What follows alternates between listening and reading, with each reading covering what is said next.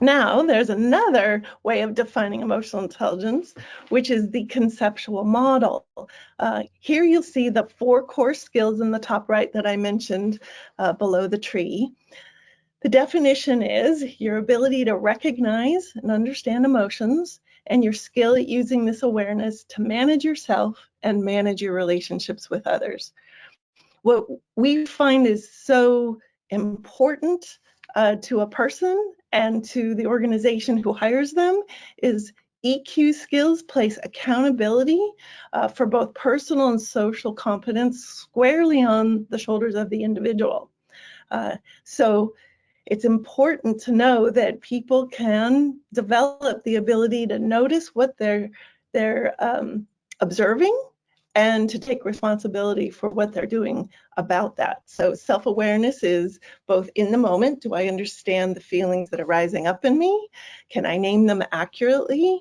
Do I lean into the discomfort of something that's uncomfortable, or do I ignore it?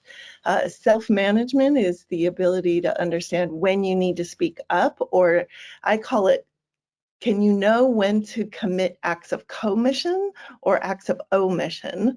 And I say that because people think self-management is all about stuffing your anger and making sure you know how not to yell at people. But equally, for introverts out there, it may be understanding how to develop the skill of stepping up and speaking up, even developing the skills of public speaking early in your career. That takes quite a bit of self-management.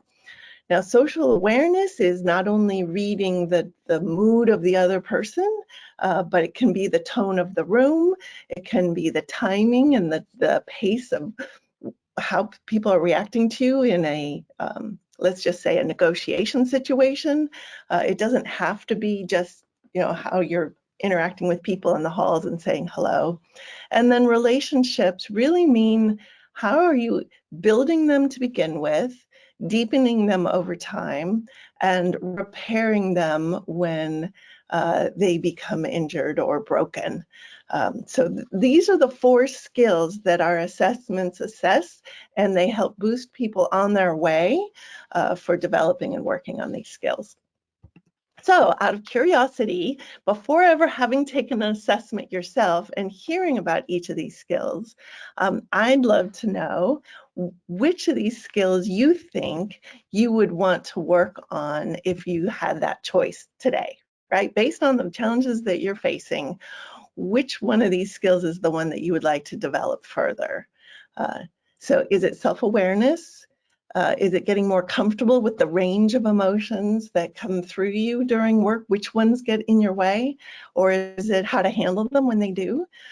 Or is it your ability to read the nuances of what's happening with other people and or investing in the relationships being asked of you?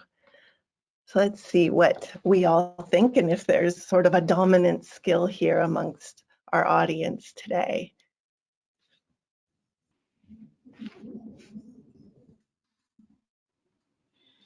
Okay, it's a mixed bag. 41% Gene says self-management. So how to manage self. 33% says relationship management. 18% says self-awareness, and 8% says social awareness. Okay, yeah. Well, really, what you're selecting there is what you're saying and doing or not saying and doing when you should have. Those are really how other people experience you. So in some respects, self-management and relationship management are also a manifestation of your ability to be self-aware and socially aware. So I think I would choose those myself as well.